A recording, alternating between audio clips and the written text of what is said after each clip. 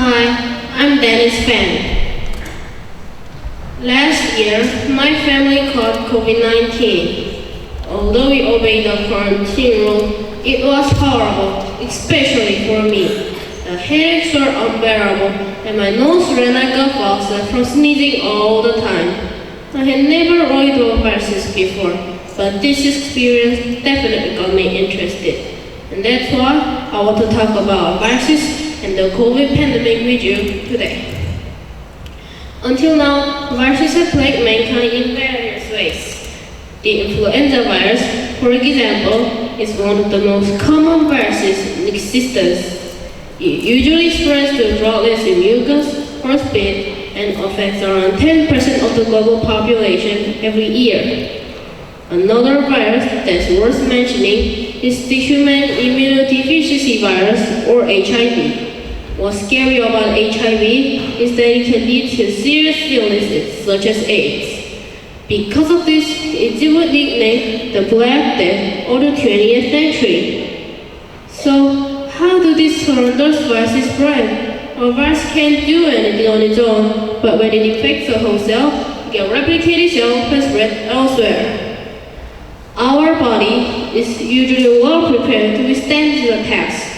However, when a new virus appears, it's a completely different story. Our immune system can't respond to it properly, and as a result, we get infected. In the worst case scenario, the virus could spread like wildfire to affect hundreds of millions of people around the world. And unfortunately, this happened to us 3 years ago.